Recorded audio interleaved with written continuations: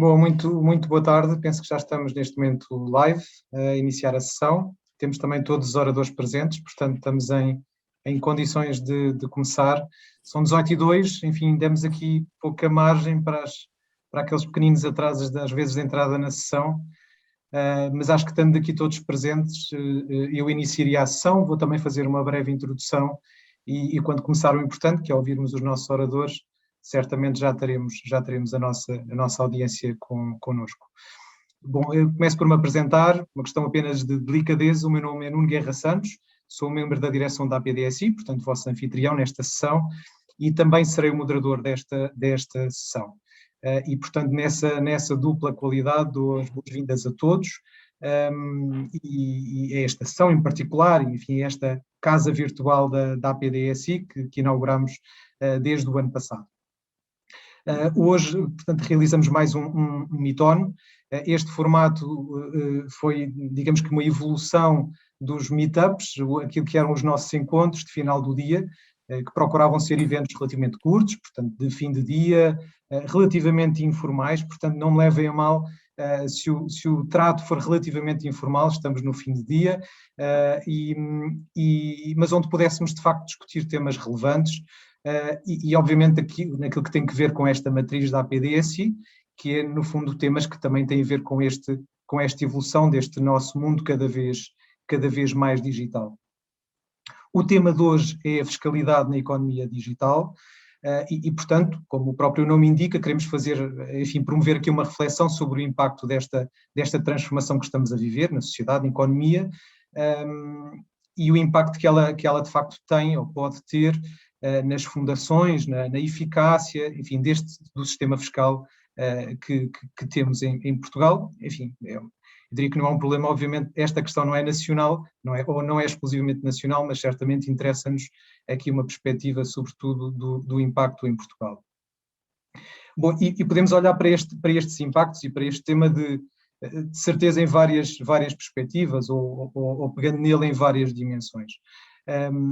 Por um lado, aquilo que é, enfim, os próprios atos, digamos assim, aquilo que são as tributáveis, estão a alterar-se radicalmente, portanto, a lógica da residência, a lógica do comércio eletrónico, das transações físicas, a lógica das relações laborais, no limite da robotização das relações de trabalho, enfim, tudo aquilo que era o objeto tradicional, digamos assim, do nosso sistema fiscal está a ser muito desafiado, não é, por esta economia digital. Por outro lado, ela oferece-nos um conjunto de ferramentas únicas, não é? Novas, que nos permitem transformar a forma como a máquina fiscal opera, como nos relacionamos, como o Estado se relaciona com os contribuintes, portanto, oferece-nos aqui também a possibilidade de haver relações entre o Estado e os contribuintes, empresas, individuais, particulares, muito mais transparentes, muito mais eficazes, e essa promessa, enfim, nós já vamos sentindo e vamos beneficiando dessa evolução. Mas, portanto, mais uma vez, a transformação talvez esteja só a começar, não é? Portanto, a reflexão e aquilo que vamos procurar hoje debater aqui um pouco é exatamente o que é que já está a acontecer neste domínio, o que é que nós esperamos que possa vir a acontecer, eventualmente olhar aqui para algumas tendências internacionais e pensar em que medida é que, enfim, todas estas transformações, como é que vamos reagir a elas, por um lado, por outro, como é que a própria política fiscal pode ser um instrumento de desenvolvimento nesta economia digital, portanto temos aqui, enfim, muitos ângulos por onde pegar por este tema. Eu acho que hoje o tempo não chegará, obviamente, para todo este debate, mas acho que temos um excelente painel de oradores, será de certeza pelo menos um ótimo arranque e um início de conversa que provavelmente se prolongará por outras sessões. Passo já aqui a uma breve apresentação dos nossos oradores. Eu vou ser mesmo muito breve, optei por não fazer aqui uma nota curricular para nos dar mais tempo para de facto, para o que é importante, que é ouvirmos os nossos oradores, e podemos aqui ainda fazer algumas, enfim, mais do que uma ronda de interações, podemos, e eventualmente, se forem colocadas questões, podermos responder. Portanto, Sr. Secretário de Estado Adjunto e dos Assuntos Fiscais, Dr. António Mendonça Mendes, muito obrigado por estar presente connosco. O Engenheiro Mário Martins Campos, Subdiretor-Geral da Autoridade Tributária e Aduaneira, a ti que tem, dentro desta entidade, responsabilidade também sobre o tema das tecnologias de informação, sobre os sistemas de informação. Temos o Engenheiro José Guita, também connosco, Associate Director da Accenture Portugal, responsável de Technology, dentro do grupo de Saúde e Administração Pública. E temos, por fim, mas não menos importante, o professor Dr. Helder Reis, que é professor universitário há muitos anos, é consultor para assuntos económicos da Casa Civil da Presidência da República, enfim, um profundo conhecedor de muitos temas que certamente poderemos aqui depois discutir. Depois de agradecer de uma forma muito especial aos nossos oradores por terem dedicado este tempo para estarem aqui connosco, deixa-me estender, ainda antes de iniciarmos, só o agradecimento, obviamente, a todos os participantes. Tínhamos um número elevado de inscritos, já vamos acompanhar aqui as presenças, mas quero agradecer a todos os que estão presentes, o facto de também estarem aqui connosco. Estas sessões fazem sentido, se tivermos audiência, não estamos a vê-los, o que me faz sempre alguma confusão, mas sei que estão connosco e, portanto, muito obrigado por estarem aqui. Sabem que têm ao dispor a funcionalidade de Q&A, para poderem colocar ao longo da sessão alguma questão por escrito. Peço que o façam de uma forma sintética e mais à frente na sessão poderemos tentar encontrar aqui um tempo para alguma resposta a estas sessões e torná-la dessa forma um bocadinho mais interativa. E, portanto, e sem mais demoras, eu ia pedir ao Sr. Secretário de Estado que fizesse uma intervenção inicial, que nos ajudasse aqui a fazer uma abertura e partilhasse connosco a sua visão sobre este tema. Muito obrigado, Nuno, e obrigado à PDSI, e cumprimento todos, em especial os meus colegas de painel, e não quero fazer, e quero seguir o repto que fez destas conversas serem mais informais e de poder dispensar-me de uma intervenção protocolar inicial e poder guardar-me para ao longo do debate, podermos ter algumas interações.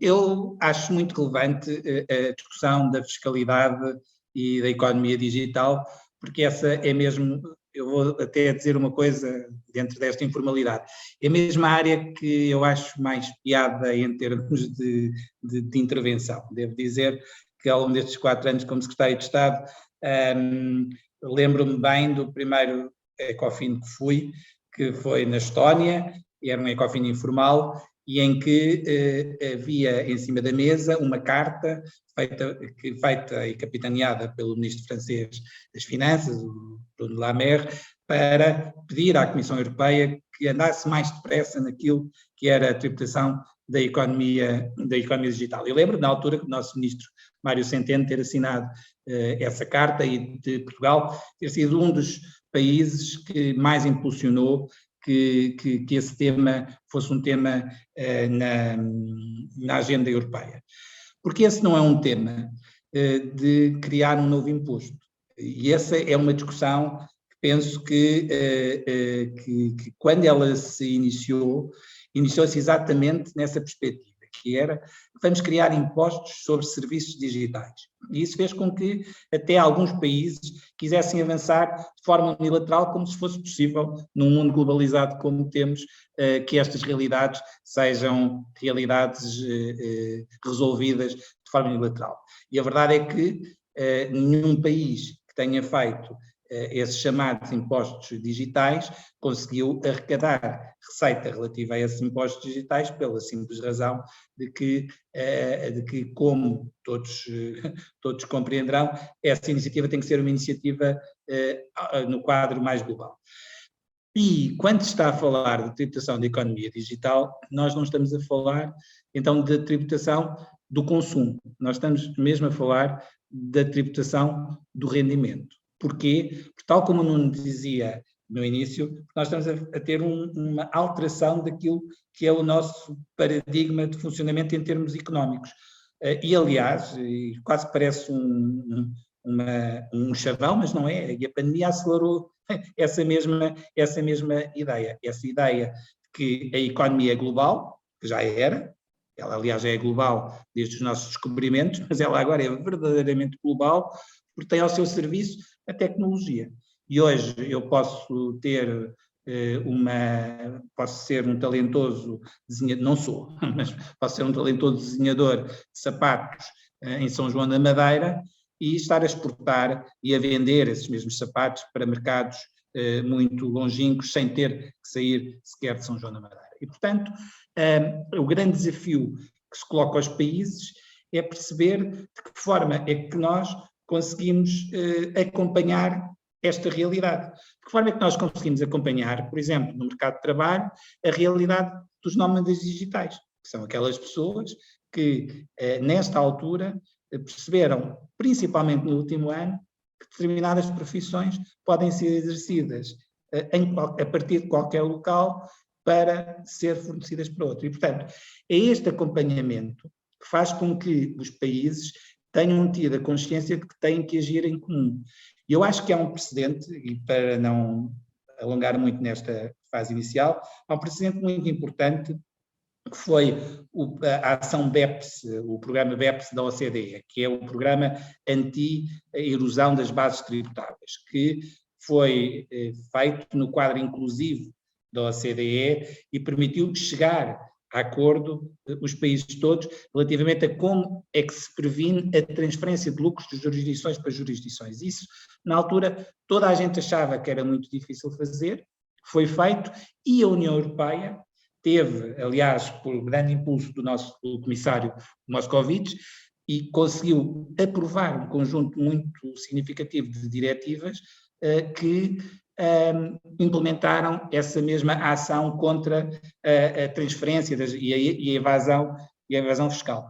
E é aproveitando essa experiência que o quadro inclusivo da OCDE está neste momento exatamente a discutir a tributação com dois pilares, e o que é neste momento mais perceptível para a opinião pública é a questão da taxa mínima que os Estados Unidos vieram agora com a administração Biden aderir. Mas não é apenas isso que está em causa. O que está em causa também é a repartição daquilo que são os lucros das multinacionais pelas várias jurisdições onde esse lucro é obtido, independentemente de estarmos a falar de economia digital ou não, estamos a falar de uma economia globalizada. E para isso, e esta discussão é muito relevante e ganha muita força, não apenas pelo apoio do G20, como também pela aceleração que temos da percepção dos cidadãos e muito legítima, e aliás, que hoje finalmente existe a nível mundial aquilo que se chama a tax moral, que é a noção da importância de pagar impostos, ou seja, o pagar impostos não é uma obrigação indevida, é uma obrigação que ajuda, é uma obrigação de vida pela vida em sociedade e pela organização de vida em sociedade. E essa percepção faz com que haja um maior grau de exigência relativamente a estas matérias de transparência e, portanto, esta iniciativa da tributação global que está a ser feita ao nível da OCDE e que terá agora um desenvolvimento a muito curto prazo. Queria apenas uma nota final, também neste primeiro arranque de discussão, que é também muito relevante as regras que vão entrar em vigor, e provavelmente o engenheiro Mário Campos até poderá, não sei se a sua intervenção será dessa área, mas todas as regras relativas ao e-commerce que entrarão a 1 de julho em vigor e que decorrem exatamente da uniformização no espaço da União Europeia daquilo que é o regime do IVA para as vendas à distância, e em que haverá uma simplificação para os operadores, em que podem cumprir as suas obrigações fiscais, em vez de terem que cumprir em cada uma das administrações das jurisdições em que operam, podem cumprir naquilo que chamamos o one-stop shop, naquilo que é o balcão único. E, portanto, nós vivemos tempos muito desafiantes em termos da fiscalidade e, como disse, esta discussão da tributação da economia digital não é a discussão de tributarmos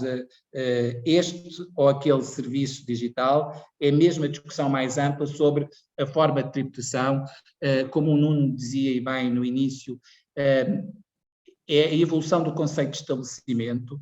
O estabelecimento, ou seja, o nexo para a tributação não é apenas a questão do estabelecimento, é também e principalmente o local onde que gera os rendimentos, e por isso é tão relevante esta parte da iniciativa que dizia, e já repetindo um pouco da OCDE, da chave de repartição, da capacidade e da possibilidade dos Estados tributarem rendimentos que são gerados em várias jurisdições. Por isso, nesta fase inicial, Nuno, era este que deixava com mensagem e vou ouvir com muita expectativa os meus colegas de painel e depois fazer a discussão. Muito obrigado. Muito obrigado, muito obrigado. Já voltaremos mais à frente se calhar aprofundar alguns destes temas. Eu pedia se calhar então ao engenheiro Mário Campos que nos pudesse fazer aqui uma primeira intervenção. Admito que um pouco mais centrada aqui na máquina da autoridade tributária e para quem está ao leme, não é, das tecnologias de informação de uma máquina desta dimensão, que cada vez está mais presente, de uma forma por vezes mais transparente. Isso é muito positivo, não é, na perspectiva da eficiência da relação com os contribuintes.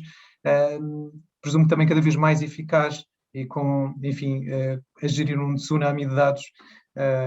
Portanto, acredito que com muitos desafios pela frente. Muito bem. Então, muito boa tarde a todos. Vou começar por agradecer o convite da PDSI para esta sessão e para esta oportunidade de reflexão em conjunto. Cumprimentar naturalmente os membros do painel e os restantes participantes. De facto, este é um desafio que nós temos pela frente e se me permitissem, eu tenho aqui 2 ou 3 slides e ia só fazer essa partilha. Penso que já estejam a ver. Muito bem. Então, assim, o contexto global é um contexto conhecido, não é?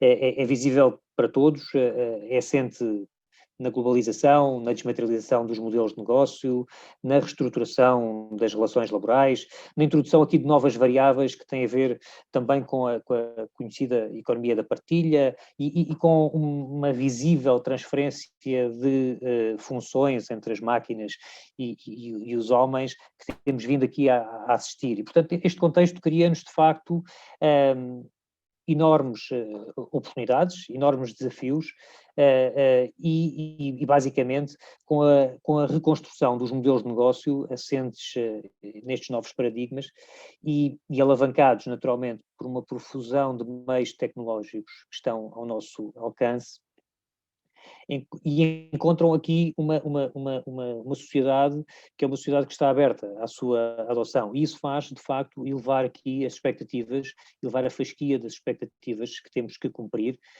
com aquilo que são os serviços que prestamos. E, de facto, este é um momento de verdadeira revolução, a revolução digital que já se iniciou há uns anos, mas que teve nos últimos tempos notáveis aceleradores. E este facto coloca um cenário de incerteza à administração fiscal, que importa, de facto, acautelar e que importa criar condições de base para que possamos responder ao futuro, mesmo sem saber muito bem qual ele será, mas importa que nos encontre preparados. E, portanto, o sentido da minha intervenção ia sobretudo nesta perspectiva da administração fiscal, perceber como é que se deve preparar, se deve municiar de instrumentos, de estratégia para que possa responder aos diferentes desafios, introduzindo aqui, com a minha intervenção, uma perspectiva diferente da análise sobre este tema.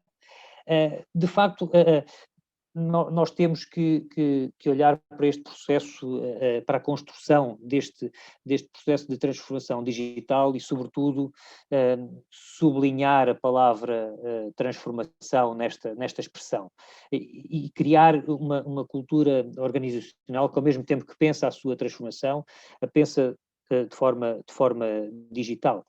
E pensar digital é, sobretudo, pensar em simplificação e flexibilidade. São dois fatores essenciais para respondermos ao tal futuro e às tais variáveis de incerteza, cuja clarificação nós não podemos esperar que ela aconteça para atuar. E, portanto, importa de facto ter o foco naqueles a quem nos dirigimos, entendendo a sua diversidade, o seu posicionamento relativamente à administração fiscal, e entendendo que a sua jornada e torná-la o mais simples possível, tirando partido naturalmente daquilo que são as oportunidades tecnológicas existentes e alavancando valor para o serviço que prestamos, de facto, nessa tecnologia e na informação que circula em todos estes processos.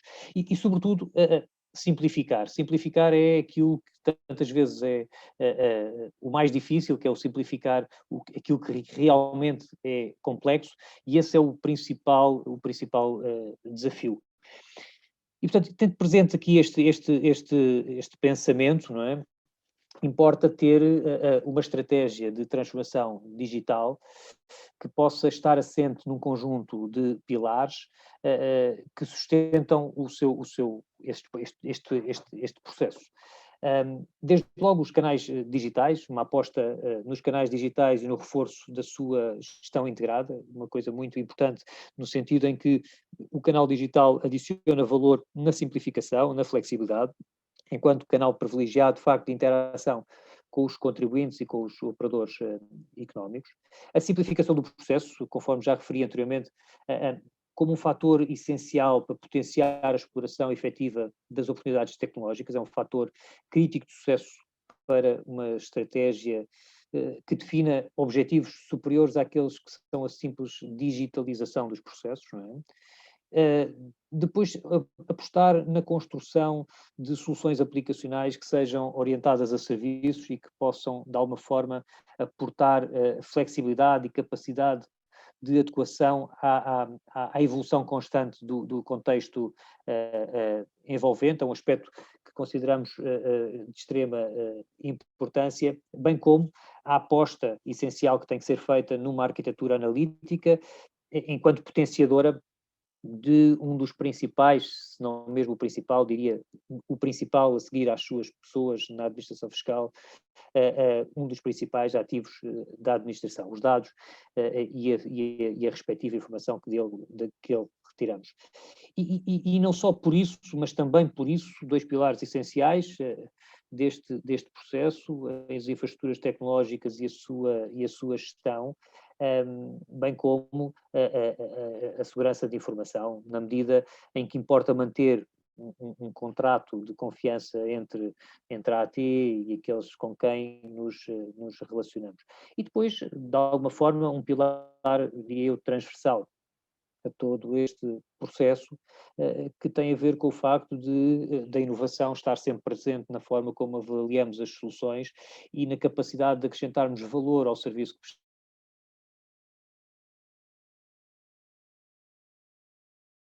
Enfim, na linha do pensamento digital que há pouco referimos. E isto, diria eu, feito com base, operacionalizado, com base, naturalmente, em tecnologia, onde a consolidação e a otimização de uma arquitetura de referência são elementos essenciais, bem como a permanente gestão de capacidades, são elementos essenciais no sentido de otimizar a capacidade de resposta aos desafios e de incorporar nas soluções aquilo que são níveis de resposta adequados para o futuro, para o presente e, naturalmente, também para aquilo que projetamos para o futuro. Os dados, já aqui foi referido, os dados como elemento aqui essencial, como fator extremamente crítico, onde existe uma perspectiva cada vez mais marcada de convergência entre aquilo que é o tradicional mundo analítico e aquilo que é o mundo mais operacional, tirando partido cada vez mais daquilo que é a informação in motion, real time, é um aspecto essencial, suportado naturalmente por uma qualidade, uma política de qualidade de dados, um processo de qualidade de dados exigente, é fundamental.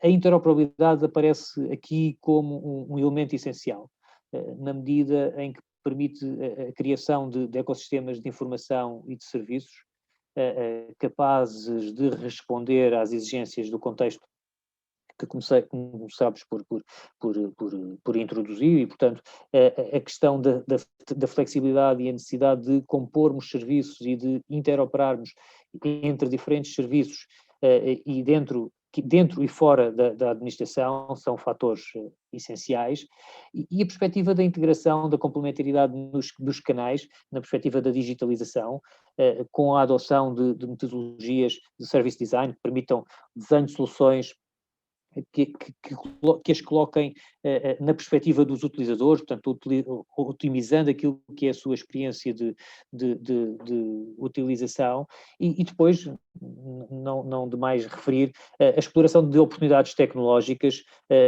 como alavanca, de facto, da construção deste ecossistema tecnológico, mas, sobretudo, do ecossistema organizacional, que tenha capacidade de flexibilidade e resposta aos desafios que a evolução em curso nos coloca.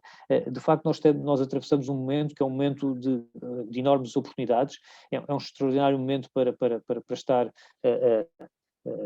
enfim, à frente deste tipo de iniciativas, porque as oportunidades são enormes e, portanto, os desafios também são enormes, mas, de facto, a tecnologia, neste momento,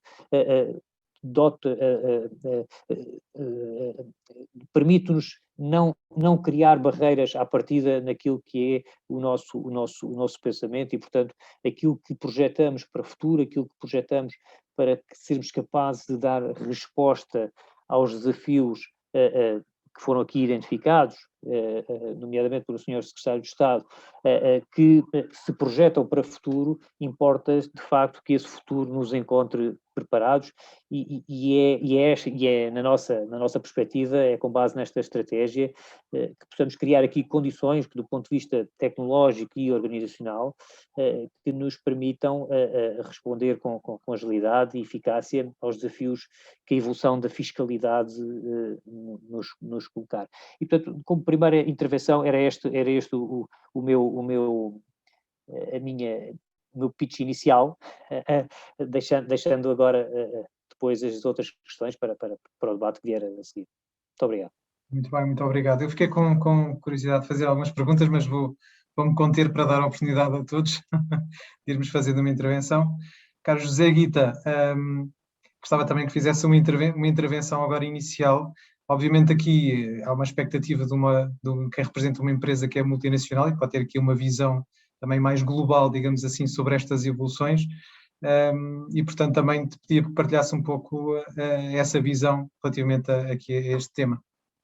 Muito bem, gostava antes de mais por agradecer a oportunidade à ADSI e, enfim, enviar por esta via mais digital, um forte abraço ao Nuno, enfim, recordar muitos e longos tempos que trabalhámos juntos com muito sucesso, dar um respeitoso cumprimento aos colegas do painel, enfim, sinto-me um privilegiado por poder ter na minha companhia estas pessoas e naturalmente dar uma saudação particular a todos os que estão a assistir. Enfim, eu depois de ter ouvido as duas posições anteriores, eu fiquei aqui um pouco a pensar, bom, eu tenho que efetivamente virar isto para o outro lado. E aqui a minha perspectiva foi um pouco, bom, o que é que se perspectiva para o futuro? Porque é verdade que há um conjunto de desafios e toda esta economia digital levanta muitos desafios, mas o que é que faz sentido que a futuro isto pense? E então eu suportei-me precisamente de um documento lançado pelo Fórum da OCDE, é um documento sobre a administração fiscal que foi lançado recentemente e é um documento é um documento que coloca muito a discussão sobre aquilo que é o futuro da fiscalidade, o futuro das administrações fiscais. E basicamente o documento, enfim, aborda muitas perspectivas, mas o que o documento basicamente entende é que há mudanças decorrentes daquilo que é a crescente digitalização da economia e da sociedade em geral, e portanto só por isso se permite e talvez até se exija que haja um modelo diferente da administração fiscal. E é um pouco esta a perspectiva de, muito bem, então o que é isso? Então eu vou tentar aqui passar por alguns aspectos que me pareceram mais relevantes tendo em conta aquilo que é o tema deste mitório. Então, o documento em si, repito que é um documento de discussão e, portanto, ele pretende apenas dar um rumo, dar um referencial e colocar aqui as administrações fiscais a fazer alguma reflexão sobre si próprias e sobre aquilo que os rodeia. E então o documento estabelece, de facto, uma visão que é entendida como visão desafiadora de um futuro digital para as administrações fiscais de todo o mundo. Eles apelidaram isto de administração fiscal 3.0. E 3.0 porquê? Porque era para realçar a natureza da mudança de um paradigma que envolve. E na altura eles faziam o que se podia, numa escala comparável àquilo que é o que resulta da mudança que os veículos elétricos sem condutor vão trazer ao mundo dos transportes. E, de facto, se pensarmos neste caso nos veículos elétricos sem condutor e tudo isto se vai alterar, não é necessário se calhar as pessoas terem carta de condução, os sinais de trânsito não são necessários, enfim, há muitas questões aqui que se levantam e há uma mudança grande. E então em que é que isto se transporta para a administração tributária? Bom, acho que é importante contextualizar o que é esta questão do administração fiscal 3.0. Bom, usando aqui a mesma terminologia e talvez para dar corpo a isto, a administração fiscal 1.0 pode ser caracterizada como ser, digamos, em grande parte baseada em papel, onde os processos eram manuais e estruturados em silos separados por imposto.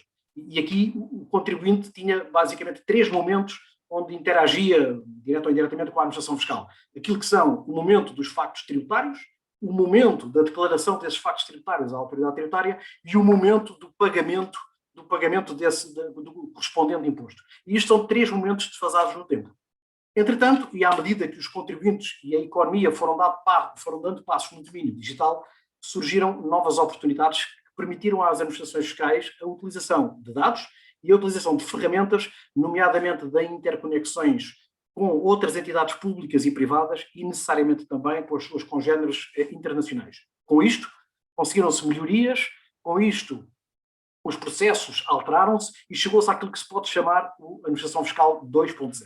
Nesta etapa, algumas das declarações passaram a ser entregues no mesmo momento ou no momento muito próximo daquilo que são os tais factos tributáveis ou eventos que lhe deram origem, mas continua a verificar-se que o pagamento está afastado no tempo. A administração fiscal 3.0, e tal qual como a concebe o grupo e o fórum que é por trás deste da OCDE, portanto, coloca aqui aquilo que é uma visão de longo prazo, onde aponta para uma transformação digital traduzida num sistema fiscal onde o cumprimento das obrigações é incorporado no tecido das transações. Obviamente que isto, repito, é uma visão que pretende ser, digamos, disruptiva em relação à realidade atual, e então este cumprimento incorporado nas transações, o que é que traduz? Traduz que os impostos são calculados e cobrados automaticamente e em tempo real. Isto é, no momento em que as transações ocorrem, e, por exemplo, logo que os pagamentos são efetuados ou que os rendimentos sejam recebidos.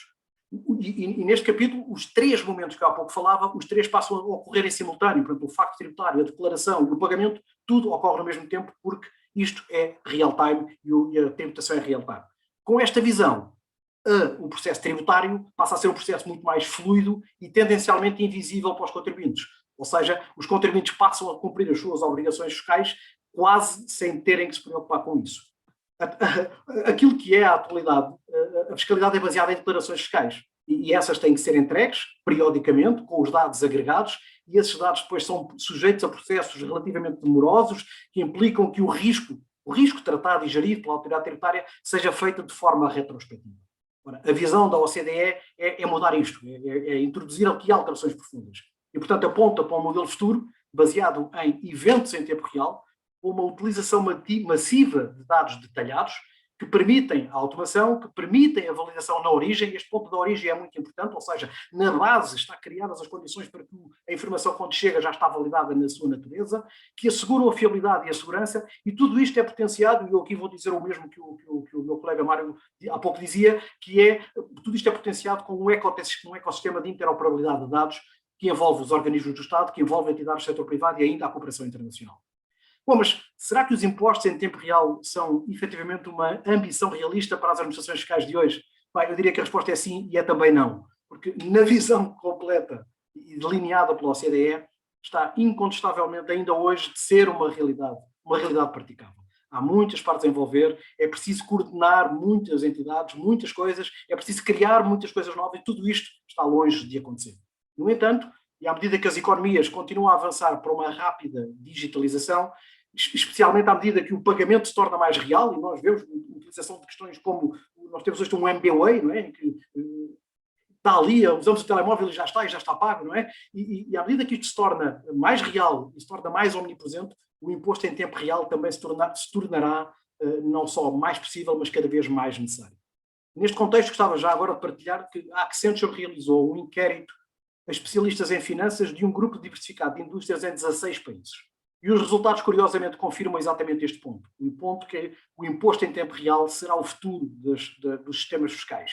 E aproveito já agora para partilhar o que um diretor dos serviços financeiros disse. Ele dizia, quanto mais em tempo real o pagamento for, mais em tempo real a tributação pode ser.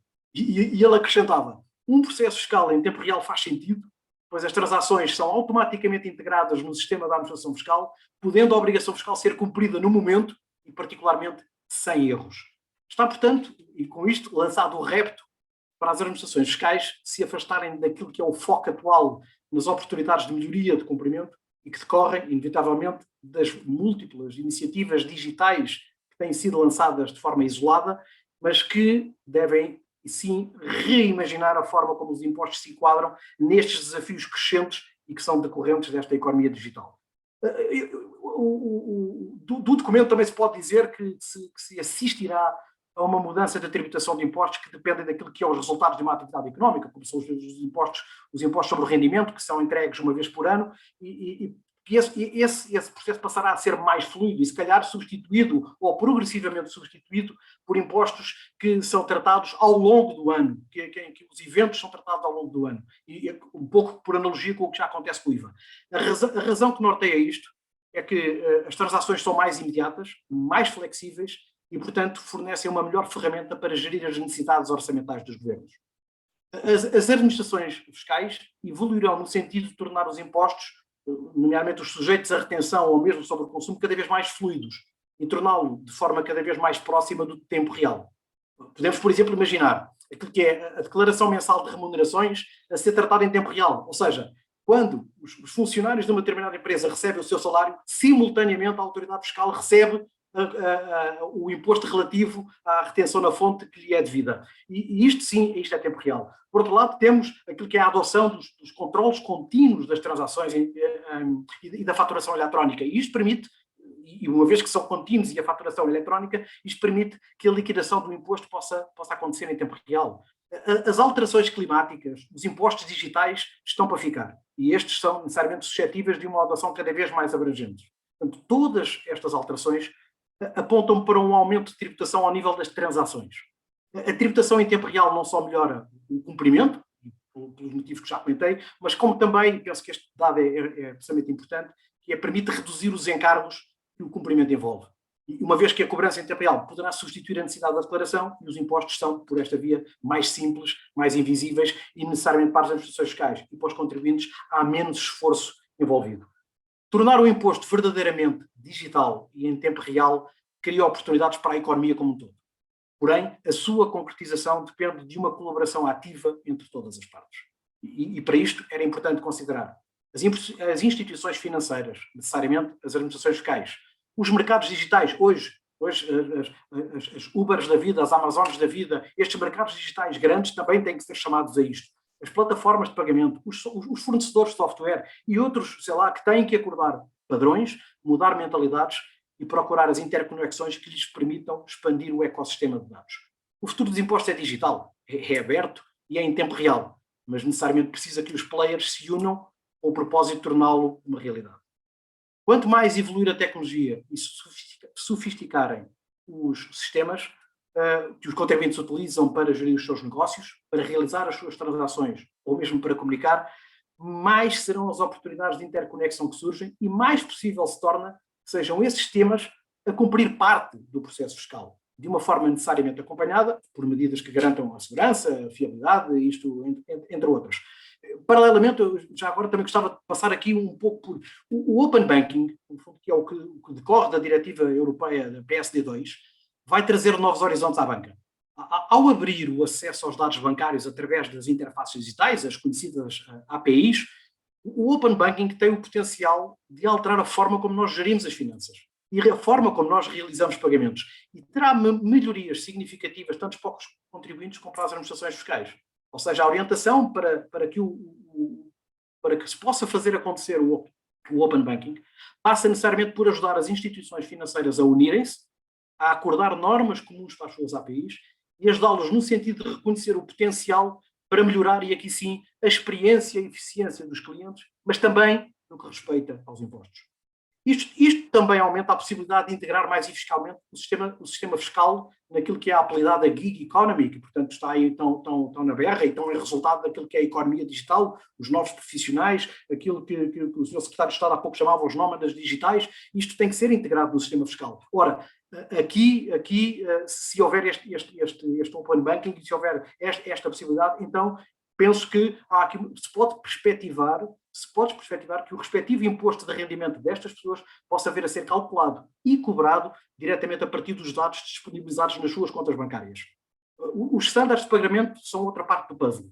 Combinada com o Open Banking, uma nova infraestrutura de pagamentos significaria que as contas bancárias individuais poderiam ser complementadas com capacidades de pedidos de pagamento. Ou seja, é algo muito semelhante, mas talvez mais avançado que o débito direto, mas permitem acordos mais seguros, mais simplificados, e ao abrigo dos quais o emissor da fatura pode solicitar o pagamento diretamente à conta bancária do destinatário, o qual pode autorizar ou recusar imediatamente através da sua app bancária. Mais uma vez estamos a falar aqui da conjugação de situações em tempo real.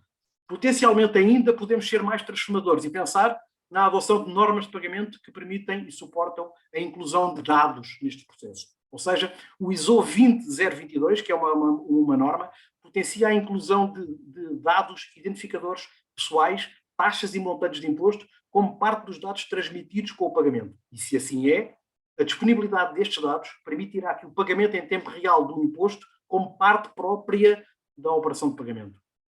A ideia de que os impostos se tornarem efetivamente invisíveis para o contribuinte. Como explicou, aliás, um diretor de pagamentos digitais de um banco internacional, do ponto de vista do cliente, a banca e os impostos deveriam tornar-se indistinguíveis e os impostos deveriam acontecer de forma tendencialmente invisível para o cidadão. Apesar destas intenções encorajadoras e também de alguns governos e de administrações fiscais, a verdade é que ainda existem poucos exemplos práticos dos progressos no sentido dos impostos poderem ser cobrados em tempo real. Entre exceções, penso que posso comentar uma iniciativa lançada pelo governo nórdico, que foi a iniciativa Governo Nórdico Inteligente, que ainda que esteja no início, mas já a perspectiva tem uns objetivos no sentido de reduzir os encargos administrativos para as pequenas empresas, viabilizando, por exemplo, o IVA automático. Para tornar o imposto real, ou o imposto em tempo real, torná-lo uma realidade, não basta lançar iniciativas digitais isoladas. É necessário um pensamento mais holístico, com todo o sistema fiscal, o sistema de pagamentos, o ecossistema bancário, e colaborar de forma mais eficaz para acordar os tais padrões que eu comentava, mudar a mentalidade e expandir o ecossistema de dados. E com isto, o mote está dado. Agora só falta pôr mãos à obra. Muito obrigado, José Guita. Enfim, nós como nos conhecemos há muito tempo, tu vais permitir que eu brinque, porque eu retiro duas coisas que fiquei um pouco preocupado. Um é como participei na unificação dos cadastros, deve-se querer dizer que eu já sou antigo. Portanto, a segunda é que, pelos vistos, vamos pagar impostos cada vez mais depressa, o que cada vez mais depressa. E de forma mais simples e tendencialmente transparente. Porque a verdade é que o que a OCDE, neste caso, perspectiva é que deve-se reduzir aquilo que é o fardo que os contribuintes têm com o seu cumprimento das obrigações fiscais. E digamos que, em última instância, o reduzir é eliminar. Não querendo com isto dizer que as pessoas vão deixar de cumprir as obrigações fiscais, mas sim permitir-lhes que as cumpram, mas de forma transparente, invisível e fluida, necessariamente. Certo, certo. Muito bem, temos aqui claramente uma linha que parecia com perspectivas muito diversas, mas que acho que criámos aqui uma linha razoavelmente contínua, não é? Naquilo que é, desde o Sr. Secretário de Estado, esta visão da evolução, da mudança de paradigma, não é? Dos novos conceitos, não é? Da forma como a política fiscal vai evoluir nos próximos tempos. A adaptação da máquina, não é? Da autoridade tributária, para, mais uma vez, mais simples, mais flexível, assente num conjunto de pilares, não é? Que vão permitir esta aceleração, a tal interoperabilidade, enfim, estes ecossistemas de dados, não é? E esta evolução, não é? Que conseguimos perspectivar aqui, olhar também para fora e ver outros casos e ver como é que as coisas estão a evoluir noutros países, para esta lógica de imposto em tempo real. Acho que temos aqui uma excelente linha de raciocínio, o que leva aqui a um desafio grande ao professor Hélder Reis, e agora? O que é que fazemos com isto? O que é que isto significa do ponto de vista do nosso equilíbrio enquanto país? O que é que tudo isto pode significar? Pois, muito obrigado. Queria começar por agradecer também à PDSI o convite que me dirigiram, cumprimentar todos os meus colegas do painel e todos aqueles que nos estão a ouvir. É verdade que a minha tarefa é difícil, exatamente porque tenho a vantagem de ser o último, mas, enfim, tudo aquilo que eu tinha apontado quando preparei para isto já foi praticamente dito, significa que... mas vou ter que dizer alguma coisa. E eu creio que o tema com que se terminou agora, esta questão da simplicidade, da transparência e de reduzir este cargo ou esta farda para os contribuintes, de facto é o fardo não fiscal, o fardo do ponto de vista daquilo que é todo o tratamento ou tudo aquilo que é o tempo que nós dedicamos ao cumprimento das obrigações fiscais. E é verdade, aí tenho que cumprimentar em particular o Sr. Secretário de Estado dos Assuntos Fiscais e congratulá-lo pelo trabalho que ele tem vindo a fazer nesta matéria, porque, na verdade, tem de algum modo contribuído para esta simplificação que nos ajuda muito naqueles que são os custos de contexto que nós, quer sejamos cidadãos, também para as empresas, tem vindo a levar a cabo, no qual posso dizê-lo que aquele que mais me satisfez foi o débito direto e, portanto, significa que o débito direto é algo que acaba por nos facilitar a vida e, desse modo, ganhar alguma paz, porque sabemos que, enfim, em algum momento aquilo vai ser pago, então não nos vamos esquecer, e, por outro lado, o tempo que deixamos de dedicar. E, na verdade, quando nós olhamos o sistema fiscal, quando olhamos o país, quando olhamos o crescimento, o desenvolvimento, e em particular naquilo que são as políticas públicas, há de facto aqui dois pontos que são relevantes. Por um lado é a eficiência, por outro lado é a equidade. E é verdade que eu diria que praticamente entre aquilo que é a digitalização dos impostos ou impostos digitais, acabamos por, enfim, praticamente os oradores anteriores já disseram aquilo que é relevante. E, portanto, cumpre-me a mim, de um modo geral, dizer o seguinte. Na verdade, quando eu olho as questões da digitalização, vejo dois pontos relevantes. Um mais de natureza administrativa, outro de natureza mais económica. Administrativa no sentido de, como acabou a intervenção anterior, do Dr. José Guita, um pouco naquilo que é, no nosso dia-a-dia, a simplificação que vai havendo no sentido de, cumprindo as nossas obrigações fiscais, fazê-lo quase sem dar conta. E é verdade que esta evolução digital tem permitido isso. Hoje, praticamente, não me recordo qual foi a última vez que fui a uma repartição de finanças para tratar de alguma questão fiscal da minha vida particular, quando no passado sabíamos o tempo que nós dedicávamos a essas tarefas. E, portanto, tudo isso acaba por aumentar o nosso bem-estar. E esse é o bem-estar, significa que ficamos com tempo para fazer outras coisas. Significa que estamos a promover a eficiência, dando aos cidadãos mais tempo para eles poderem fazer outras coisas. O mesmo acontece com as empresas. Naturalmente que toda esta digitalização tem vindo a obrigar também a que, enfim, cada vez mais fluxos de informação, cada vez mais informação é solicitada aos cidadãos e às empresas e que, enfim, sabemos também que às vezes aí há ou surge focos de descontentamento, mas, enfim, é um pouco aquilo que é o processo e a evolução. E todo este conhecimento, quase em tempo real, como dizia o José Guita, de facto é para aí que nós vamos caminhando, a pouco e pouco. Aliás, já temos situações hoje nas quais estão em tempo real, aquele software que está no restaurante onde nós vamos almoçar e que efetivamente, quando introduzimos o número de contribuinte, vai automaticamente parar a autoridade tributária. Portanto, há situações nas quais o pagamento provavelmente ainda não é em tempo real, mas que já há fluxos de informação em tempo real. E esse fluxo de informação em tempo real, na verdade, e todos estes programas que têm vindo a ser levados a cabo do ponto de vista administrativo, têm contribuído, do meu ponto de vista, para esta promoção da equidade.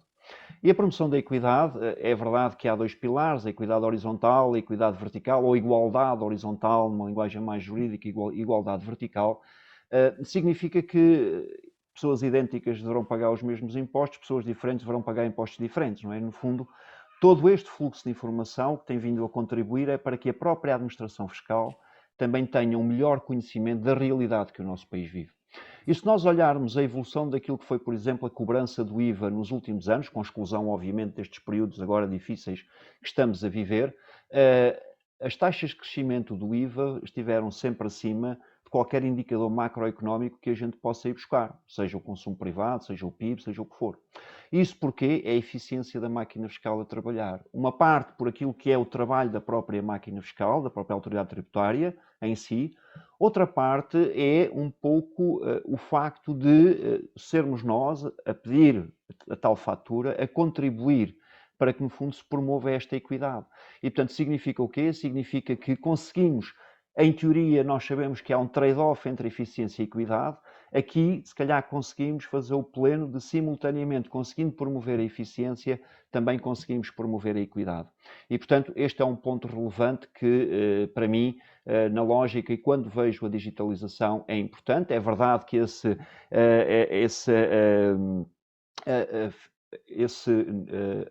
nível de fluxo de informação que há bocadinho foi referido, de facto, irá sempre permitir que primeiro se liberte tempo para as empresas dedicarem a outras tarefas e a própria digitalização da própria autoridade tributária, não é? Quando há bocadinho se falou, eu não consigo precisar o termo, mas segundo a OCDE, a Administração Fiscal 1.0, creio que foi assim, não é? A quantidade de pessoas que nós tínhamos que ter para estar a introduzir declarações de IRS ou outras quaisquer na máquina fiscal e a forma como tudo isso hoje funciona. A última declaração de IVA que eu entreguei, só cliquei OK. Não preenchi mais nada, só disse OK. E, portanto, significa o quê? Significa que, na verdade, tudo isto acaba por dar à autoridade tributária também uma liberdade de meios, de recursos humanos e financeiros para se poder dedicar ao controle e à promoção da equidade, não é? Porque, na verdade, conseguimos ter formas e com a inteligência artificial cada vez mais as próprias, aqui neste caso, a autoridade tributária irá incluir a inteligência artificial nos sistemas para ir a pouco e pouco detectando. E depois há uma natureza mais económica, e aqui, na verdade, foi aquilo que o Sr. Secretário de Estado dos Assuntos Fiscais acabou por referir na sua intervenção, que me parece, de facto, enfim, brilhante, porque no apontamento que eu fiz não conseguiria fazer de forma tão eficaz e rápida, mas, na verdade, tudo está a mudar, tudo está a mudar. Eu lembro-me que, quando nós falamos nos robôs, eu não me lembro bem como é que se chama, mas antigamente havia um imposto sobre os escravos, não é? E, portanto, significa que, não sei se era meia dízima, não me lembro, se alguém se recordar, que me corrija, por favor, mas havia de facto, quer para o tráfico de escravos, quer para o senhorio do escravo, teria que pagar um imposto. Bom, provavelmente nós um dia iremos passar a pagar um imposto por termos um robô ou qualquer coisa assim que o valha, por forma a podermos compensar a segurança social por esta redução, provavelmente, de contribuições do fator produtivo de trabalho. E, portanto, eu diria que o mundo está a mudar, há um conjunto de evoluções. É verdade que há aqui uma parcela significativa de tudo isto que, tal como a digitalização é global, a tributação tem que ser global, é verdade, tem que haver e tem havido nesse sentido, e o Sr. Secretário de Estado bem o referiu, quer a nível europeu, quer a nível da OCDE, trabalhos no sentido de se poder efetivamente ou haver uma tributação global, porque caso contrário não é possível, há deslocalização de bases tributárias e, portanto, isso significa que, de um modo geral, há depois uma erosão de receita. E é verdade que a questão que se coloca sempre, na verdade, vimos quando foi o comunicado do G7 relativamente à taxa de IRC, dos tais 15% mínimos, no fundo houve reações de alguns países, não é? Países que efetivamente uns concordaram, outros discordaram, como em tudo na vida, assim também o é. A questão é se nós conseguimos, de facto, convergir, ou se o mundo consegue convergir para uma situação na qual se consegue implementar e que todos os países acordem ou concordem com um nível de tributação que, se não tiver uma escala global, obviamente que perde eficácia e, portanto, essa perder eficácia significa que a concorrência fiscal entre países, que a digitalização pode potenciar, e tendo em conta as dificuldades que uns países têm perante outros, vai levar a quê? Vai levar a que uns tenham mais capacidade de concorrência fiscal que outros. E, portanto, tudo isto leva a uma necessidade efetiva de a OCDE trabalhar, a União Europeia trabalhar, no sentido de haver aqui um acordo a nível internacional sobre algumas destas tributações. Eu, se calhar, ficava-me por aqui, por agora, e ficaria depois disponível, obviamente, para responder. Muito obrigado. Muito obrigado, muito obrigado. Deixa-me só, antes de voltar a dar a palavra, só aqui duas notas práticas. A nossa audiência tem estado relativamente tímida em termos de perguntas, mas já começam a aparecer. Tínhamos aqui um pedido, através do chat, de uma pessoa da nossa, Fernando Valdez, que tinha pedido aqui o acesso aos slides, penso que se referia à apresentação do engenheiro Mário Campos, se eles podem ser disponibilizados para consulta. E de facto começaram-nos a chegar agora algumas questões de uma outra pessoa que está na audiência, Miguel Santos, que se colocou aqui uma questão relativamente, aliás, o professor Hélder Reis acabou de mencionar a questão da robotização e, portanto, até que ponto é que, ou quando é que nós de facto perspectivamos que possa ser introduzida aí novos impostos, portanto, uma nova tributação sobre estes novos trabalhadores deste mundo digital, enfim, uma questão também um pouco mais genérica aqui a propósito da Uber, mas que também se prende um pouco com a lógica que falávamos há pouco, ou seja, a evolução de facto por um lado, penso eu que também se queria referir a isso, das relações de trabalho, não é? De um mundo também cada vez mais freelancer, não é? Portanto, esta evolução das relações de trabalho, estas empresas, obviamente, que têm sedes noutros locais, mas que de facto têm muitas pessoas a trabalhar em Portugal, ou seja, enfim, penso que vai um pouco na linha daquilo que o Sr. Secretário de Estado abordou inicialmente, mas colocava-lhe aqui estas questões que foram aqui desafiadas pela nossa audiência, mas também um pouco para, de facto, enquadrar e se calhar aqui retomar esta visão em termos de evolução daquilo que é o nosso sistema. Então, muito obrigado. Começando eu não sei quando é que chegaremos à robotização, como acho que todos não, acho que nenhum de nós saberá. O professor Hélder Reis dizia, e com razão, houve uma altura, quando havia escravatura, que tributávamos os escravos, e, portanto, é possível que no dia em que as relações de trabalho evoluírem para a robotização, até pode haver tributação sobre os robôs. Agora, aquilo que me parece relevante nesta fase não é discutir quando é que se vai começar a tributar, ou seja, não é discutir aquela questão sempre que há uma realidade nova, então vamos tributar uma realidade nova. Por isso foi um pouco aquilo que eu procurei transmitir ao início, que é, do meu ponto de vista, esta discussão não está na discussão de criar novos impostos. Esta questão está em transformar o nosso sistema fiscal, fazendo-o evoluir àquilo que é a evolução normal da sociedade.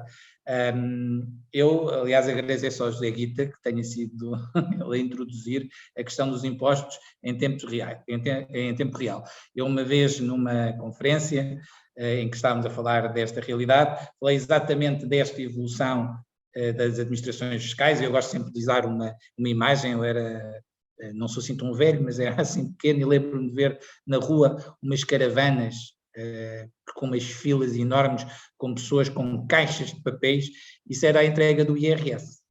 Hoje, eu, numa app de telemóvel que o engenheiro Mário Campos capitaneou a sua execução, eu entrego o meu IRS, tal como o professor Helder Reis entregou a sua declaração de IVA periódica, com o IVA automático também foi devolvido. Ou seja, nós evoluímos de uma administração com base na declaração e no papel para uma administração que, através dos dados que tem, utiliza esses dados, pré-preenche e disponibiliza esses dados ao contribuinte.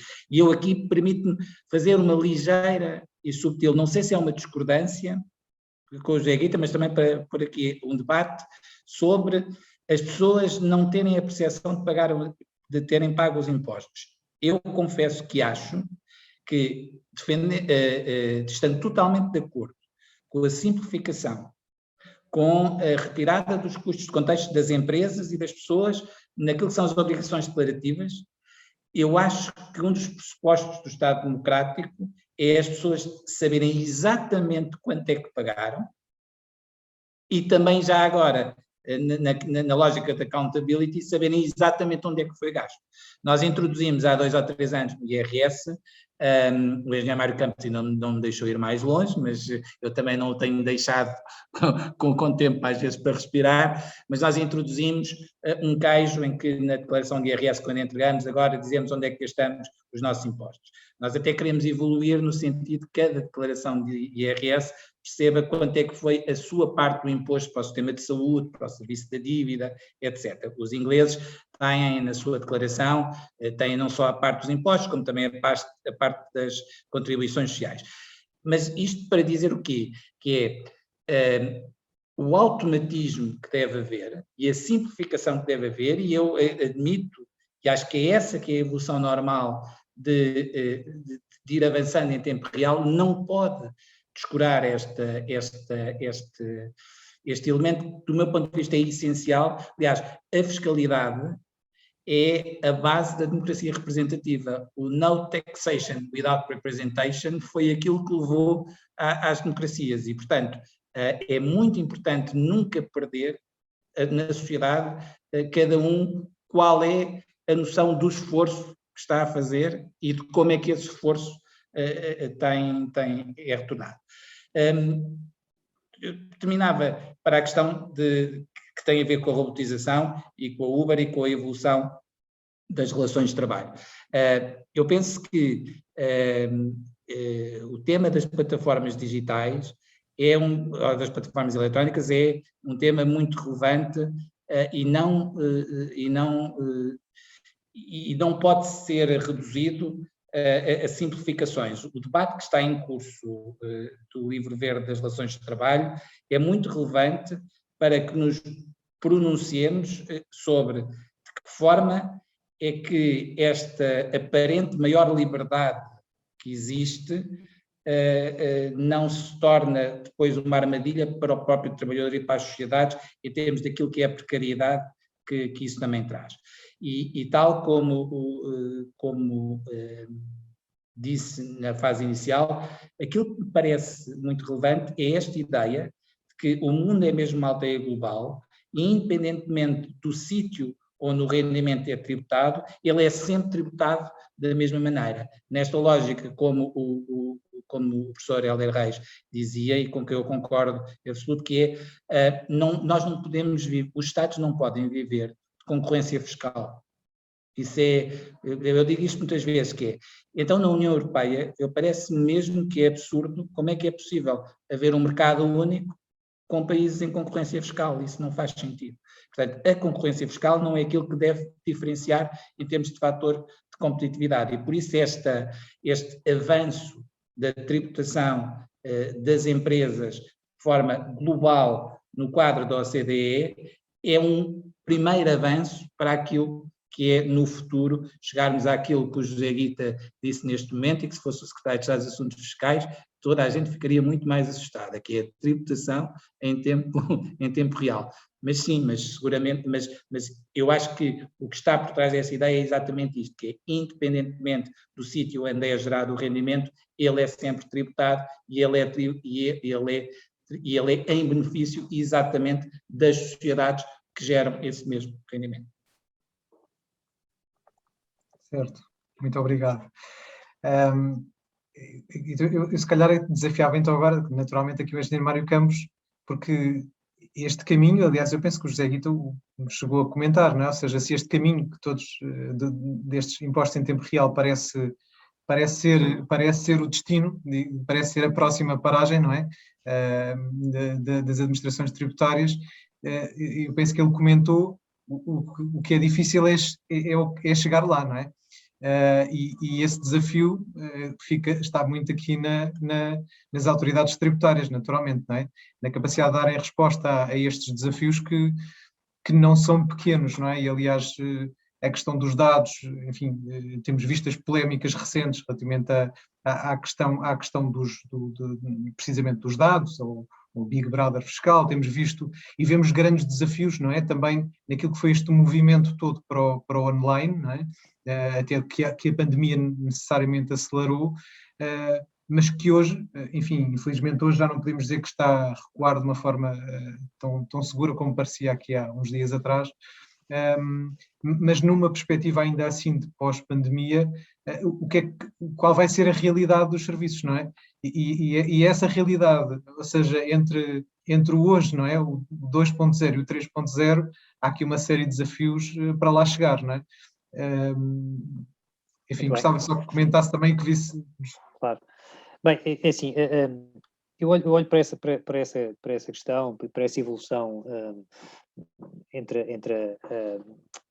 o 2.0 ou o 3.0, eu olho exatamente naquela perspectiva da minha intervenção inicial.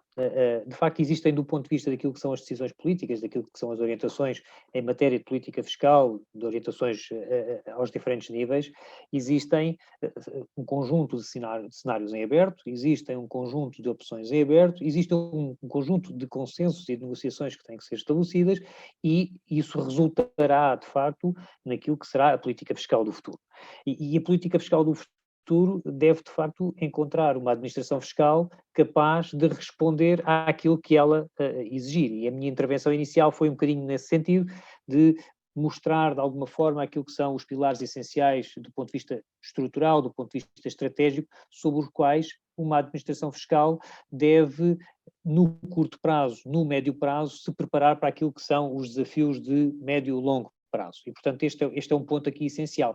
Há um ponto que todos os intervenientes referiram, e que eu também referi na minha intervenção inicial, que tem a ver com a questão da simplificação e da flexibilidade e da transparência, no sentido de invisível, não é? Para o contribuinte, ainda que informado e consciente de que existe um pagamento de imposto que é devido para a construção de uma sociedade justa.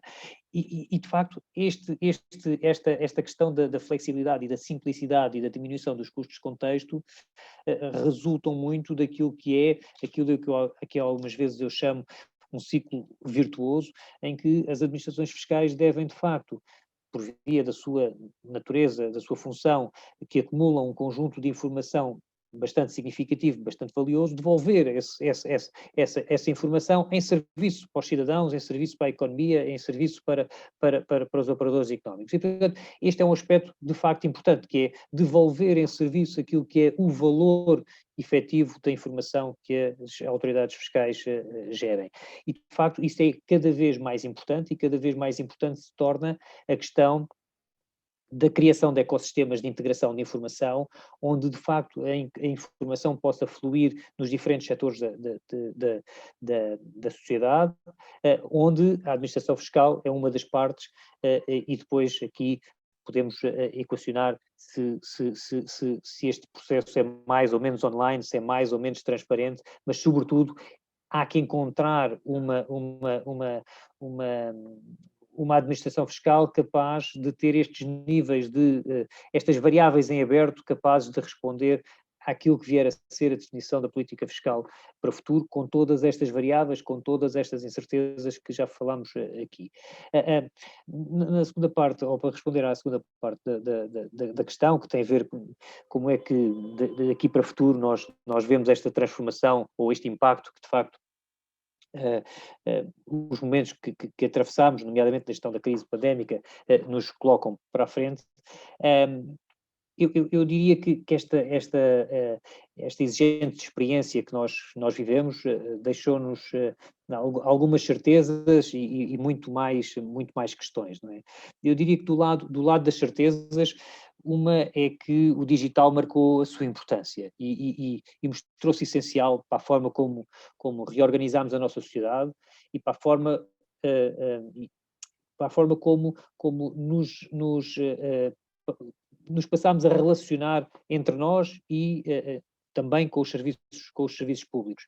A outra é que o conceito da flexibilidade perdurará, de facto, na forma como organizamos os nossos métodos de trabalho e os nossos serviços. Depois importa, talvez, aqui entender que aquilo que assistimos, apesar de poder haver aqui alguma confusão, aquilo que assistimos não foi exatamente um processo de transformação digital, mas, sobretudo, eu diria, um processo de reação digital, que, de facto, aproximou, por via da necessidade de resposta, um conjunto alargado de profissionais para a utilização de soluções digitais e introduziu uma nova perspectiva daquilo que são os serviços prestados nos canais não presenciais, e isso é uma extraordinária base de partida para o relançamento daquilo que é um verdadeiro processo de transformação digital, verdadeiramente construído naquilo que é a tal base do pensamento digital, transformador e não reativo, como de facto aquilo que aconteceu foi uma reação, foi a utilização daquilo que eram as ferramentas possíveis, disponíveis no momento, para que nós pudéssemos reorganizar as nossas vidas, os nossos serviços. Mas importa, de facto, repescar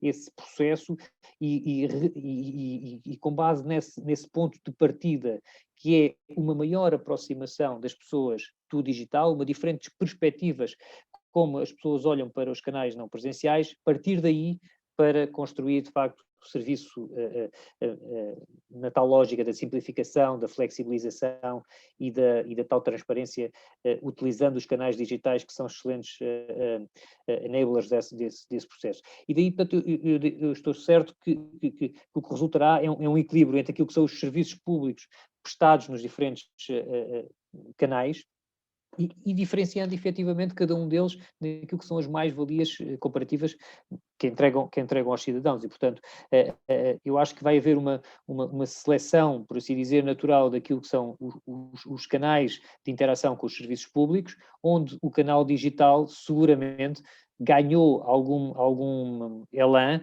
deste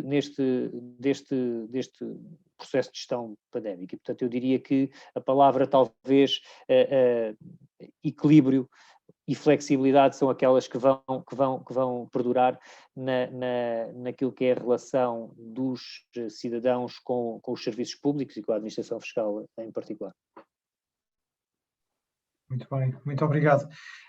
Que a nossa audiência, eu acho que reagiu ao facto de eu ter dito que estavam tímidos, já temos mais questões aqui colocadas, algumas um pouco na linha daquilo que já tinham sido comentários anteriores, ou seja, aqui relativamente à questão da robotização, aqui no fundo contestando um pouco que isso é futuro, dizendo que já está aí, portanto, e fala-se aqui no exemplo, por exemplo, dos bots, não é?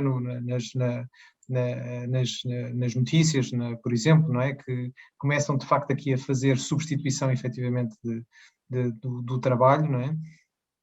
Há aqui também uma questão relativamente à criptomoeda, também como uma realidade nova, não é? Que também desafia, digamos aqui, a este tema. E há ainda aqui uma questão, a primeira tinha sido pelo Miguel Santos ainda, portanto, que já tinha colocado questões anteriormente, Hélder Lage colocou esta questão relativamente à criptomoeda e Cláudia Ribeiro colocou aqui, enfim, coloca aqui a questão, também contrapondo aqui um pouco a questão do digital versus a fiscalidade, o que é que impulsiona, quem é que impulsiona quem, e há aqui a questão por exemplo, do acordo do G7 relativamente àquela taxação mínima de lucros, que também acaba por resultar da própria economia digital, desta evolução, digamos assim, como uma reação a esta evolução através de um novo imposto. Portanto, enfim, aqui há algumas questões que estão a ser colocadas. Para que tenhamos também a nossa audiência aqui mais próxima de nós vamos trazer para aqui para o mosaico também os participantes na sessão. São cerca de 85, penso eu, neste momento, que estamos aqui na sessão, portanto, não estranhem quando integrarem a sessão da nossa audiência, que parece a sensação de que se desliga a sessão, mas entram de imediato, assim temos mais a sensação de que não estamos aqui sozinhos, que é agradável. Mas iria prosseguir e aqui passava novamente aqui a bola ao José Guita. José Guita, como é que também vês estes temas que temos estado aqui agora a comentar? Não sei se quiseres responder a algumas das questões que eu coloquei aqui, que têm sido trazidas pela audiência, ou se preferes também responder na linha da tua intervenção anterior. Ainda estás em mute? Estava em mute, sim, obrigado. Bom, na verdade, aquilo que se preconiza, e pegando na linha do que comentei, aquilo que se preconiza é que a autoridade tributária deixe de exigir dados e processar informação para resultar em imposto e passe a usar exatamente o ecossistema e passe, se calhar aqui, usando aqui um bocadinho um conceito de o sistema dos sistemas. Quando há pouco eu falava no Open Banking, o Open Banking não é mais do que o fornecimento por parte dos bancos de um conjunto de APIs que permitem esses mesmos APIs serem explorados por entidades externas ao próprio banco. E essas APIs têm informação relevante para o efeito. Ora, se pensarmos nisto e se pensarmos que a autoridade tributária poderia ser fornecedora de APIs para aquilo que são matérias suscetíveis de serem tributadas em tempo real e estas matérias em tempo real serem incorporadas nos sistemas dos próprios contribuintes, isto tornaria, mais uma vez, o processo fluido, mais uma vez o processo simples e mais uma vez o processo relativamente invisível e transparente para os contribuintes. Eu agradeço a nota particular do Sr. Secretário de Estado relativamente à questão da consciência ou da não consciência dos impostos, porque sim, não é suposto que o imposto em tempo real retire a percepção daquilo que é o imposto que se está a pagar. Não é, pelo menos não era essa que estava na base da minha ideia. E eu penso que se olharmos para esta perspectiva em que a administração tributária abre mão de que algumas dos seus processos fiscais não têm que ser todos, obviamente, mas haverá naturalmente situações onde isso é possível. Veja-se, por exemplo, o que é que acontece hoje com o rendimento do trabalho dependente. As empresas, na sua generalidade, têm ERPs, isto é, sistemas de processamento de salários, e esses sistemas de processamento de salários fazem o cálculo das retenções. Isso, de alguma forma, é um processo que está montado nos sistemas dos próprios contribuintes. Está montado, não é a autoridade tributária que calcula a retenção na fonte, a autoridade tributária emana regras, essas regras são vertidas nos sistemas, enfim, da sociedade, dos construtores de software, que fazem estes sistemas de processamento de salários e, portanto, as empresas acabam por usufruir deles. A linha do meu pensamento era, bom, se temos este caso, por que é que não poderemos ter outros casos, não é? E era um pouco isto que eu apontava. Eu acho interessante falar-se das criptomoedas. Eu não sou uma pessoa particularmente entendida em criptomoedas. É um bocadinho daquela lógica mais bruxas. Eu sei que existem apenas, mas enfim, ou melhor, elas não existem, mas eu sei que as há. Eu das criptomoedas, o que eu acho é, será difícil vir alguma vez a tributar, e estou a dar uma opinião muito pessoal, não fundamentada. Será difícil alguma vez as autoridades tributárias tributarem as criptomoedas. Penso talvez que será mais o caminho de as entidades tributárias de vários dos países poderem pensar em ter uma moeda digital, uma moeda efetivamente digital. Porque vamos lá ver, o euro hoje é uma moeda que é física, portanto ela está traduzida em notas e moedas. Ela pode ser utilizada por via digital, mas é utilizada por via digital usando um cartão bancário que está associado a uma conta bancária, e essa conta bancária tem supostamente depositados alguns dinheiros ou o dinheiro que está digital, mas ele está sempre traduzido ou transformado em algo que é físico para dar a tal garantia da moeda. Nas criptomoedas eu penso que isso não acontece, e uma potencial, e eu estou a especular mais uma vez, sem grande certeza ou confiança nesta matéria, mas penso que o caminho será esse. Eu recordo-me ter visto algo em que os Estados Unidos estavam a caminhar para o digital dólar. Tenho ideia também que o UK estava a avançar em qualquer coisa também neste capítulo, em ter uma moeda digital do próprio Estado, uma moeda obviamente com garantias, com segurança, mas na verdade não consigo opinar muito. Entendo que será sempre algo difícil fazer essa tributação. Mas também nós, há um tempo atrás, pensávamos que seria difícil conseguir uma tributação justa naquilo que era o comércio eletrónico. E o comércio eletrónico, precisamente naquela matéria que o Sr. Secretário de Estado falava, quando foi criado o grupo BEPS, o receio era exatamente esse, era exatamente de que havia um conjunto de empresas que estavam sediadas num conjunto de países e eram esses países que recebiam a receita fiscal daquilo que era a atividade relativa à atividade dessa empresa. Na verdade, se essa empresa atuasse a nível mundial, ela poderia estar a dar muito, vamos lhe chamar, trabalho àquilo que eram cada um dos países, mas esses países acabavam por não ser beneficiados de nenhuma dessa tributação. O trabalho que foi feito pela OCDE neste capítulo, e particularmente aquilo que se tem vindo a decidir nestes últimos tempos no domínio do comércio eletrónico, ou a alteração da base da tributação, dela deixar de ser no país da origem, mas passar a ser no país do destino, isto alterou muita coisa. Bom, se isto alterou isto, foi possível fazer a nível mundial, se calhar também com as criptomoedas se conseguirá fazer alguma coisa. Eu aproveitava também, só tocava um pouco da questão dos robôs. Eu sinceramente não estou a ver como é que se vai alguma vez conseguir tributar robôs, sinceramente não estou a ver, porque o que eu acredito é que os robôs vão substituir pessoas sim, mas as pessoas vão ocupar outro tipo de funções. Porque há ainda, e por muito evoluída que esteja a inteligência artificial, há ainda muitas matérias onde os robôs não conseguem substituir humanos. Portanto, os humanos têm é que vou usar uma expressão um bocadinho talvez arrojada, mas têm que se reinventar aquilo que é a própria evolução da sociedade, a própria evolução de tudo, e porque vão seguramente ser criadas novas profissões, essas novas profissões vão ter que ser tributadas e a receita fiscal virá necessariamente daí. Dos robôs acho difícil, mas são apenas meras opiniões.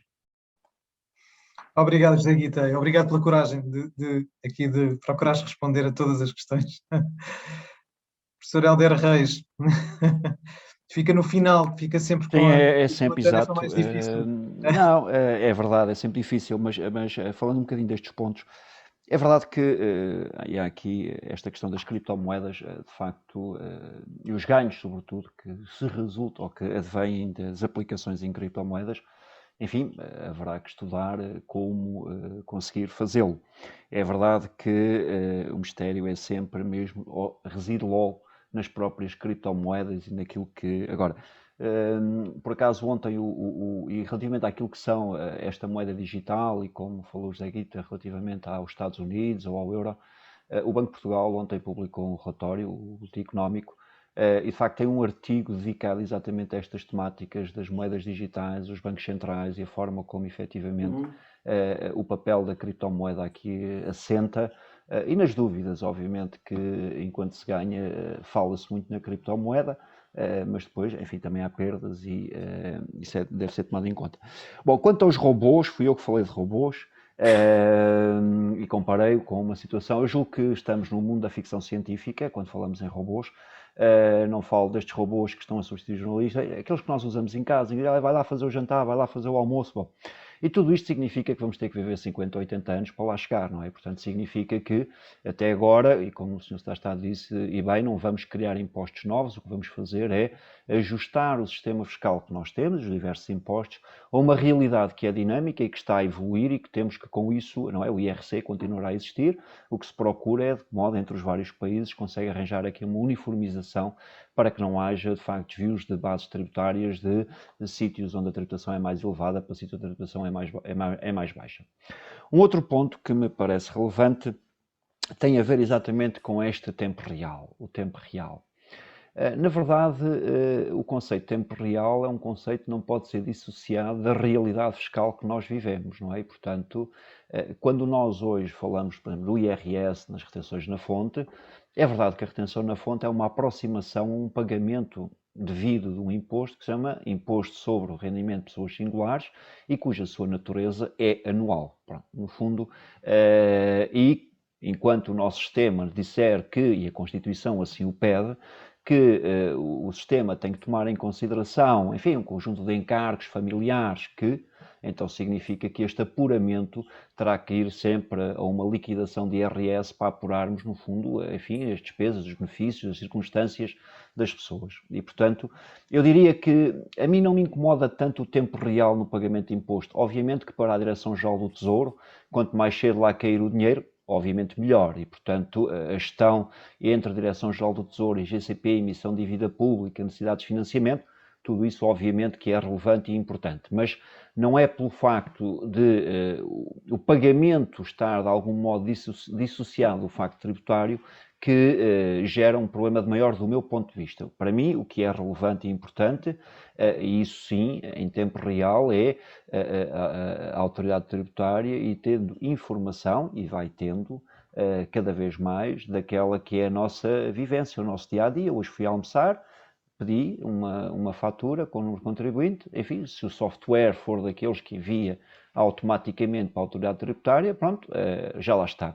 E no fundo isto é o que é a aprendizagem que a máquina vai tendo e que é importante para contribuir para aquilo que é a equidade que eu falei há bocado e que é importante, que é no fundo chamar a pagar aqueles que às vezes esquecem de o fazer e portanto para esses em tempo real ou muitas vezes é em tempo muito diferido, não é? Porque a autoridade tributária tem que detectar a infração para depois poder ir buscar de facto esses dinheiros.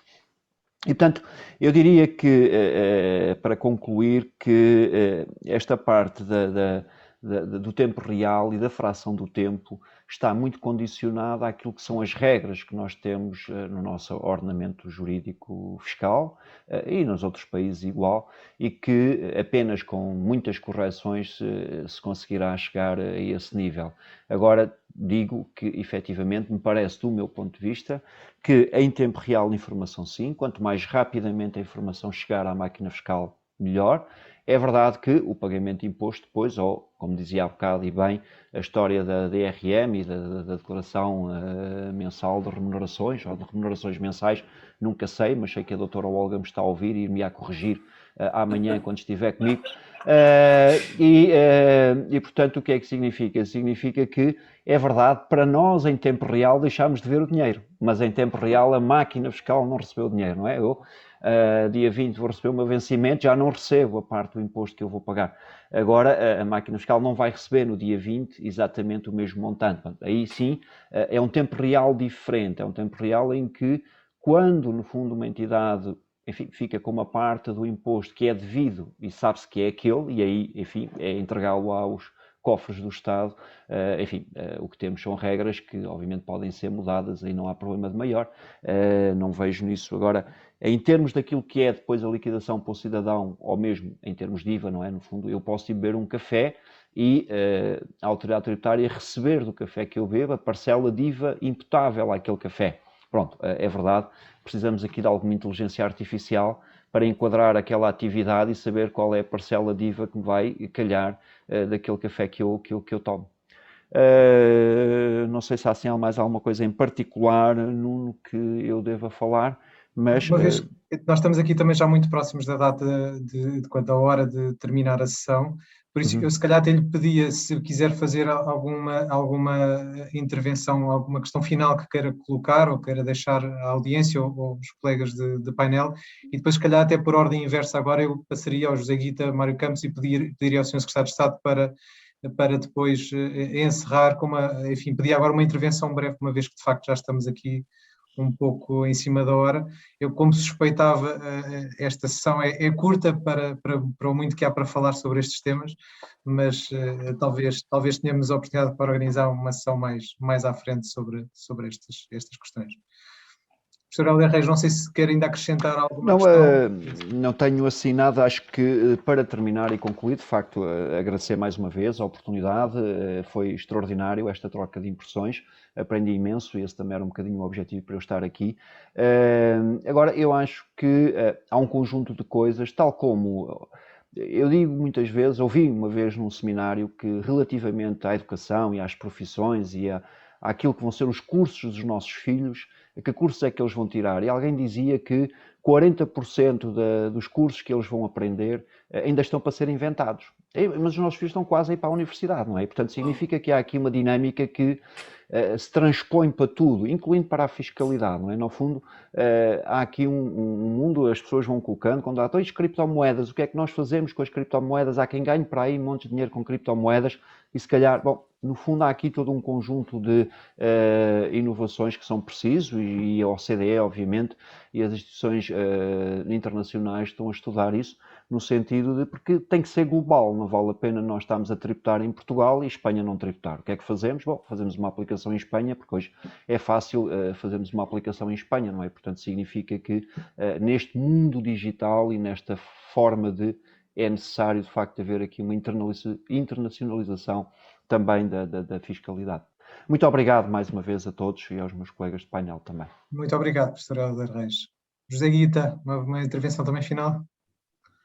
Bem, eu tenho que talvez aproveitar para comentar, não comentei há pouco, mas eu sou verdadeiro crente desta questão dos impostos em tempo real.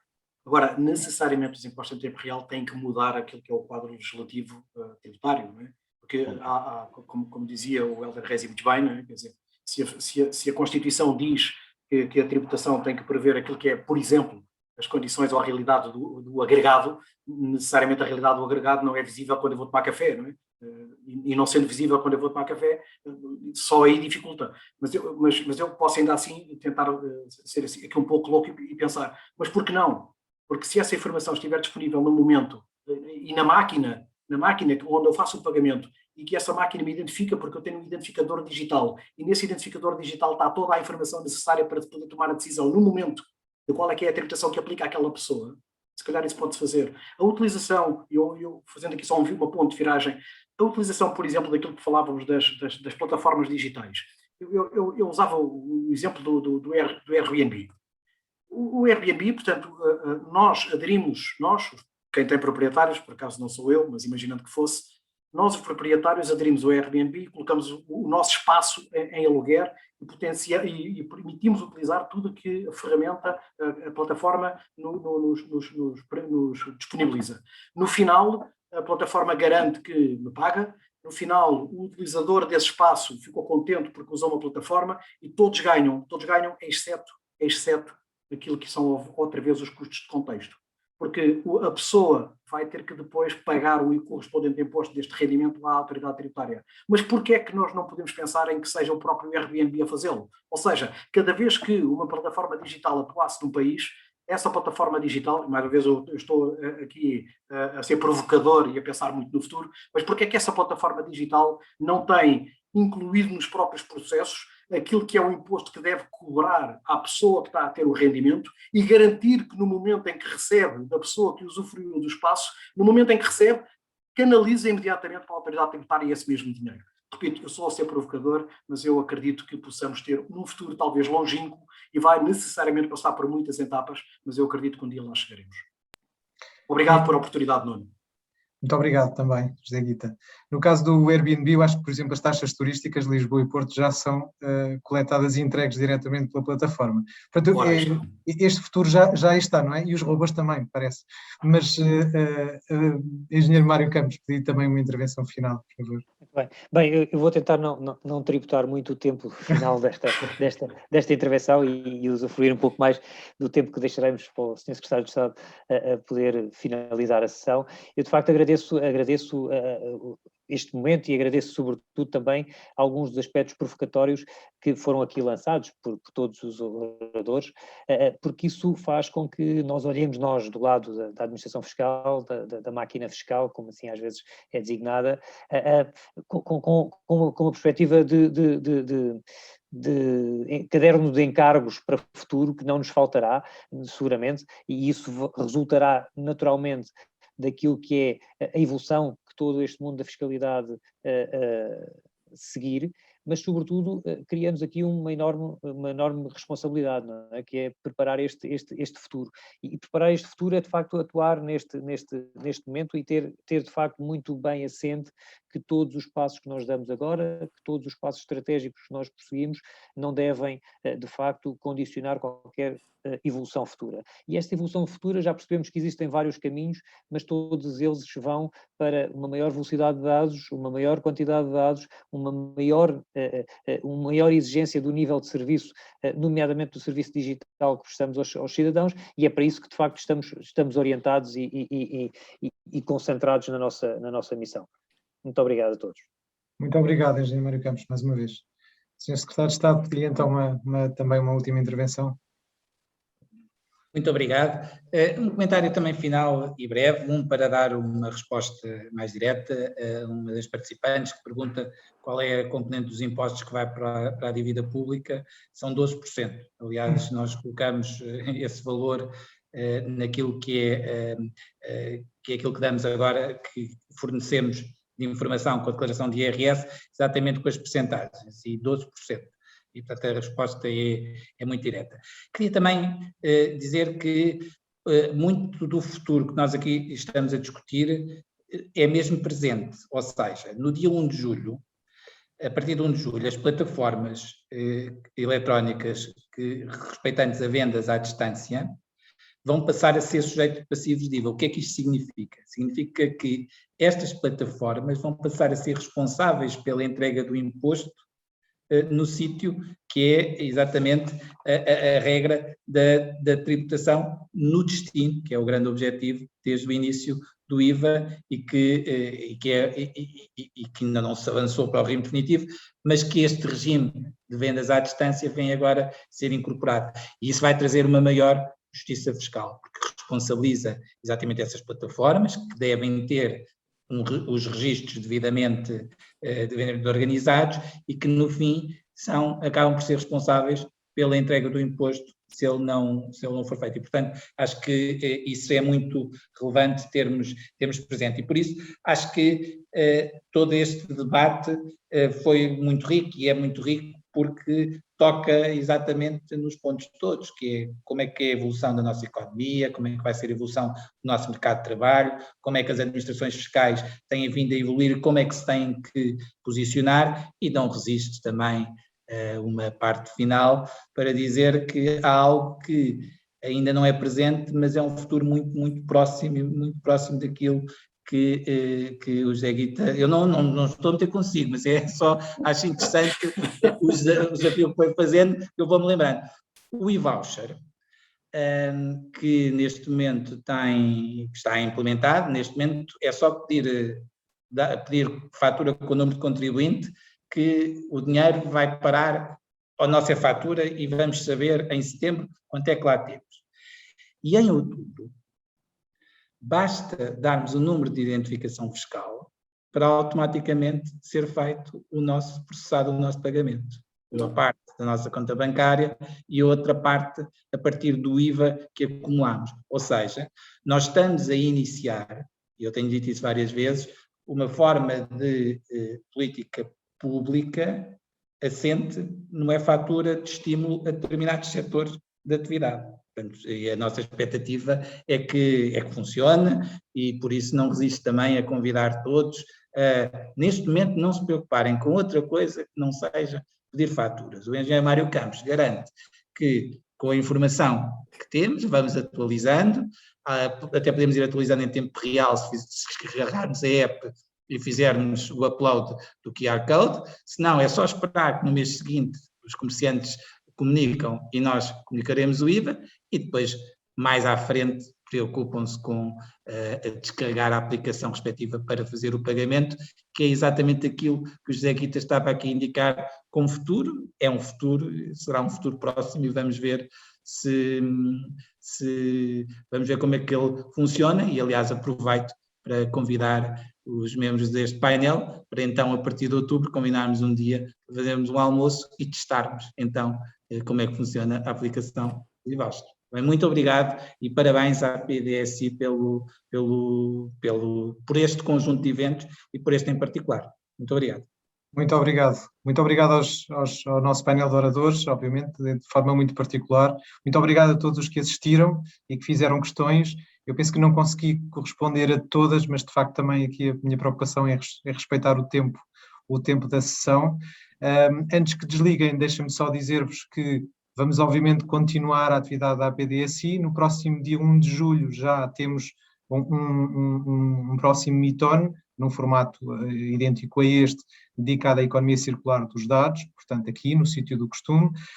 E ainda este mês, no dia 30, vamos estrear também um novo formato, o Act On, que é um formato também de debate, mas um pouco mais tarde, ainda mais descontraído.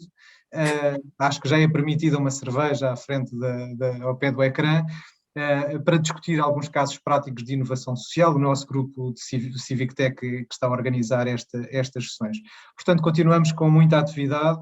Foi um prazer estar aqui, foi um prazer estar nesta sessão como moderador e como anfitrião da APDSI, e espero vê-los em breve aqui na casa virtual da APDSI. Até breve. Obrigado. Muito obrigado. Muito obrigado. Obrigado.